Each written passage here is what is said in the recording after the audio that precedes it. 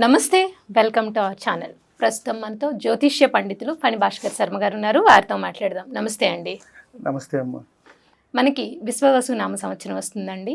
So Vishwavasu నామ సంవత్సరంలో మేషాది ద్వాదశ రాశులకు ఎలా ఉంటుంది, అలాగే వారు పాటించాల్సిన పరిహారాలతో పాటు అసలు గ్రహస్థితి ఎలా ఉంది, గ్రహ సంచారం, గ్రహస్థితి, ఆదాయ వ్యయాలు కూడా ఎలా ఉన్నాయో ఒక్కసారి చెప్పండి. శ్రీ గురుభ్యో నమః, శ్రీమాత్రే నమః. నమస్కారం అమ్మ. అలాగే వీక్షకులందరికీ కూడా శ్రీ విశ్వావసునామ సంవత్సర శుభాకాంక్షలు.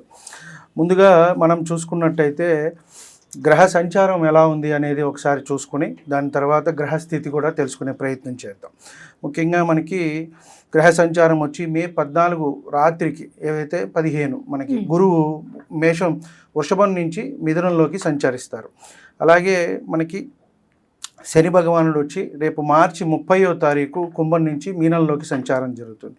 అలాగే రాహుకేతువులు కూడా వచ్చేటప్పటికి మే 19వ తారీఖు మీనం నుంచి కుంభంలోకి రాహు వస్తారు. అలాగే కేతువు కన్య నుంచి సింహంలోకి వెళ్తారు. సో ప్రధానంగా ఈ గ్రహస్థితిని మనం చూసి ఆధారం చేసుకుని మనం ఫలితాలు అనేవి నిర్ధారించడానికి మనం ప్రయత్నం చేస్తాం.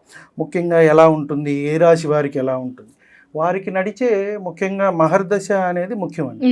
ఇది ఏమిటి అంటే గోచార ఫలితాలు, గ్రహ సంచారము అనేది మనం చూసుకుంటాం. ప్రతి గ్రహం కూడా ఒక నిర్దిష్టమైన సమయంలో కాలం తిరుగుతూ ఉంటుంది. రవి కానివ్వండి, రాహు కానివ్వండి, గురువు కానీ అతి ఎక్కువగా తిరిగేది వచ్చేటప్పటికి 2.5 సంవత్సరాలు శని భగవానుడు ఒక్కొక్క దాంట్లో. కాబట్టి ఈ సంచారం మనకి మార్చి 30వ తారీఖు 2020 నుంచి 2027 చివరి వరకు కూడా మీనరాశిలోనే ఉంటారు. మనం ఇప్పుడు గ్రహస్థితి గురించి తెలుసుకున్నట్టయితే మనకి ఉగాది రోజు మార్చి 30వ తారీఖు మనకి ఉగాది అనేది రావటం జరిగింది. వృషభంలో గురువు, మిథునంలో కుజుడు, కన్యలో కేతువు, తక్కిన 6 గ్రహాలు కూడా మనకి మీనంలోనే ఉన్నాయమ్మ. ఇవి వచ్చేటప్పటికి దీన్ని షష్టగ్రహ కూటమి అని కూడా మనం చెప్పుకుంటున్నాము. ఇది ఉగాది రోజే రావటం కూడా జరుగుతుంది. ఉగాది, షష్టగ్రహ కూటమి, అలాగే శని భగవానుడు కూడా మారుతున్నాడు. కాబట్టి మేజర్ ప్లానెట్స్ అన్నీ కూడా ఇప్పుడు మనకి ఈ చేంజెస్ అనేవి వస్తున్నాయి. కాబట్టి మీనంలో మనం ముందుగా చూసుకున్నట్టయితే రాహువు, రవి, చంద్రుడు, శుక్రుడు, బుధుడు, శని, ఈ 6 గ్రహాలు మనకి మీనంలోనే ఉంటాయి. కాబట్టి మనకి దీనివల్ల ఏదైనా ప్రభావం చూపిస్తుందా దేశ కాలమాన పరిస్థితుల మీద అనుకుంటే వాటి మీద కొంత ప్రభావం అనేది చూపిస్తుంది. వ్యక్తిగతంగా కొంత తక్కువనే మనం చెప్పవచ్చు. షష్టగ్రహ కూటమి కానివ్వండి, ఎందుకంటే ఒక 6 గ్రహాలు ఒక రాశిలో కలిసినప్పుడు కొంత ఇబ్బందిగానే ఉంటుంది ఎవరికైనా సరే. కాబట్టి ఆ ఫలితం అనేది కొంచెం అటు ఇటుగా అనేది మనకి ఉంటుంది. గురువుని తీసుకున్నట్టయితే మనకి మే 14 నుంచి వృషభం నుంచి మిథునంలోకి వెళ్తారు. మళ్ళీ అక్టోబర్లో కొంత అతిచారం వల్ల కర్కాటకానికి వెళ్ళి మళ్ళీ వక్రించి మిథునానికి వచ్చేస్తారు. ఇది సంచారం. అలాగే శని సంచారం చూసుకుంటే మనకి మీనరాశిలో సంచారం జరుగుతుంది. జూలైలో కొంత వక్రించి అక్కడే ఉంటారు మీనంలోనే, మళ్ళీ మనకి అక్టోబర్లో వక్రం అయిపోతుంది. అలాగే రాహుకేతువులు మే 19 నుంచి కూడా సంచారం అనేది కుంభంలోను రాహువు, అలాగే సింహంలో కేతువు అనేది సంచారం జరుగుతుంది. ముఖ్యంగా ఈ గ్రహస్థితి అలాగే గ్రహ సంచారాన్ని బట్టే మనము వచ్చే ద్వాదశ రాశులకి కూడా మన ఫలితం అనేది చెప్పడానికి అవకాశం ఉంది. సార్, విశ్వవసునామ సంవత్సరంలో మేషాది ద్వాదశ రాశుల వారికి ఎలా ఉంది అని చెప్తున్న క్రమంలో కర్కాటక రాశి వారికి ఎలా ఉంది, వారి ఆదాయ వ్యయాల గురించి కూడా చెప్పండి. అందరికీ కూడా ముందుగా శ్రీ విశ్వావసునామ సంవత్సర ఉగాది శుభాకాంక్షలు. ఈ వీడియోలో మనం కర్కాటక రాశి వారి గురించి తెలుసుకునే ప్రయత్నం చేద్దాం. ముఖ్యంగా కర్కాటక రాశిలో పునర్వసు 4వ పాదము, పుష్యమి 4 పాదాలు, ఆశ్లేష 4 పాదాలు కూడా ఈ రాశి కిందకి వస్తాయి. మనం ముఖ్యంగా తీసుకున్నట్టయితే వీరికి ఆదాయ వ్యయాలు ఎలా ఉన్నాయి అనేది మనం పరిశీలిద్దాం. ఆదాయం 8, వ్యయం 2, రాజపూజ్యం 7, అవమానం 3. కాబట్టి వీరికి కూడా కొంత సామాన్యమైన ఫలితాలే ఉన్నాయని మనం చెప్పవచ్చు. గురువు వ్యయంలో సంచారం చేస్తున్నారు. కాస్త వీరికి అష్టమ శని అనేది అయిపోతుంది అని మనం చెప్పవచ్చు. ఉగాదితోనే కాస్త వీళ్ళు ఊపిరి పీల్చుకుంటారు. కాస్త లాస్ట్ 2.5 సంవత్సరాల నుంచి ఇబ్బందులు అనేవి చాలా పడ్డారు కర్కాటక రాశి వారు. కాబట్టి కాస్త అవన్నీ కూడా కొంత తీరుతాయి. ఇంట్లో శుభకార్య ప్రస్తావన అనేది వస్తాయి. శుభమూలక ఖర్చులు కూడా జరుగుతాయి. వీరికి సామాన్యమైన ఫలితాలే ఉన్నాయి అని మనం చెప్పవచ్చు. ఆదాయం బాగుంటుంది. విద్యార్థులు కొంత కష్టంతో ఫలితాలు అనేవి సాధిస్తారు. ఎగ్జామినేషన్స్ కానివ్వండి, ఏమైనా ఎంట్రన్స్లు రాస్తూ ఉంటారు, ఇంజనీరింగ్లు కానివ్వండి, ఏ ఎగ్జామ్స్ అయినా సరే వీరు కొంత కష్టంతో అధిగమిస్తారు అని మనం చెప్పవచ్చు. అలాగే గృహంలో కొంత శుభకార్యాలు జరుగుతాయి, శుభమూలక ఖర్చులు ఉంటాయి, అలాగే తీర్థయాత్రలు కూడా వీరు చేస్తారు అని మనం చెప్పవచ్చు. ఆరోగ్యంపై కొంత శ్రద్ధ అవసరం, ఉదర సంబంధమైన ఇబ్బందులు అనేవి వచ్చే అవకాశం ఉంది. కాస్త వాటర్, ఎందుకంటే కర్కాటక రాశి వారికి కొంత ఈ ఇబ్బందులు అనేవి ఉంటాయి, వాటరిష్గా ఉంటాయి. జలతత్వ రాశుల్లో మనం తీసుకుంటే కర్కాటకము, వృశ్చికము, మీనము. మీనం అంటే ఎలాగో ఫిష్ చూపిస్తుంది, అది వాటర్. కర్కాటకం కూడా, ఇది కూడా వాటర్ ఇష్యే, అలాగే వృశ్చికం కూడా. కాబట్టి ఈ 3 రాశుల వారిలో ముందు చూసుకుంటే వీరికి ఇటువంటి సమస్యలు అయితే వస్తాయి. ముఖ్యంగా కర్కాటక రాశి వారికి ఉదర సంబంధమైన వ్యాధులు వచ్చే అవకాశం కనబడుతుంది. దాని మీద కొంత ఖర్చు పెట్టే అవకాశం మెడికల్ పరంగా కూడా కనబడుతుంది. ఖర్చులు పెరుగుతాయి, వైవాహిక జీవితం బాగుంటుంది, సంతానము, వ్యాపారము అంతా కూడా అనుకూలంగా ఉంటుంది, దాన ధర్మాలు చేస్తారు. వీరికి కాస్త ఇందాక మనం చెప్పుకున్నట్టు ఫ్రీ అవుతారు అనేది, అష్టమ శని దోషం అనేది తొలగిపోతుంది. కాబట్టి కొన్ని అడ్డంకులు, ఒత్తిళ్ళు ఇవన్నీ కూడా తగ్గుతాయి. మానసికంగా కొంత ఉపశమనం, ప్రశాంతత అనేది వస్తుంది. అలాగే వ్యాపారాలు కలిసి వస్తాయి, దూర ప్రయాణాలు సూచితము, ఆకస్మికంగా ధనలాభం కూడా వీరికి ఉన్నది. ఆర్థిక ఇబ్బందులు అనేవి తొలగుతాయి.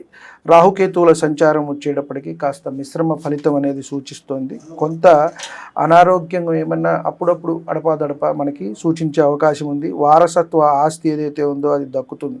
అంటే అన్నదమ్ములు, అక్క చెల్లెల నుంచి తరతరాలుగా, అంటే మన తాతలు, తండ్రుల నుంచి ఇలాంటివి ఏమన్నా వచ్చినప్పుడు కాస్త పిత్రార్జితం రావాల్సింది ఉండే కనుక అది మనకి వస్తుంది అని మనం చెప్పవచ్చు. కాస్త ఒడిదుడుకులు అనేవి జీవితంలో ఉంటాయి. గొంతు సమస్యలు, అల్సరు ఇలాంటివి కూడా వచ్చే అవకాశం కనబడుతుంది. ఈ కర్కాటక రాశి వారు కొంత ఆరోగ్యపరమైన ఇబ్బందులే మనకి కనబడుతున్నాయి. మిగతావన్నీ కూడా పెద్దగా ఇబ్బందులు అనేవి కనబడట్లేదు. రాజకీయ నాయకులకి అంతా కూడా జయము. స్టాక్ మార్కెట్లో వీరు పెట్టుబడులు పెట్టినా కూడా బాగుంటుంది అని మనం చెప్పవచ్చు. నాటకం, అలాగే సినిమా రంగాల్లో ఉన్నవారికి వ్యాపారం అంతా కూడా కలిసి వస్తుంది. వ్యవసాయ రంగంలో వారు కూడా ఉంటుంది. కాకపోతే ఎక్కువ పెట్టుబడులు అనేవి పెట్టడం అనేది అంత మంచిది కాదు. చిన్నగా వెళ్ళటం అనేది వీరికి సూచన.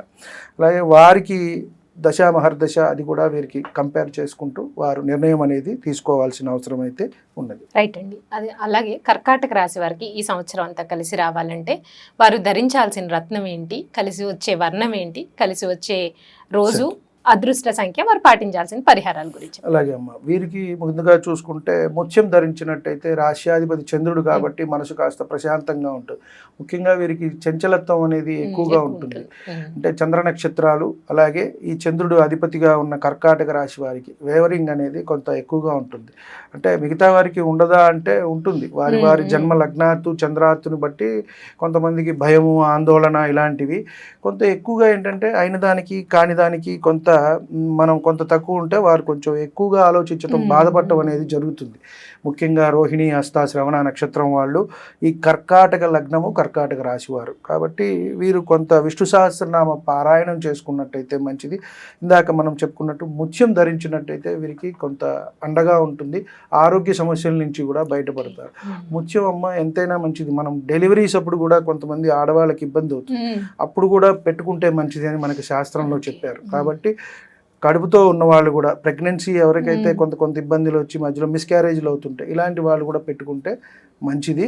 ముఖ్యంగా కర్కాటక రాశి వారు ముత్యం ధరించినట్టయితే మంచిది. అలాగే తెలుపు రంగు వీరికి కలిసి వస్తుంది. వస్త్రాలు ధరించడం కానివ్వండి, ఒక కర్చీఫ్ లాంటిది పెట్టుకుంటే ఉంటుంది.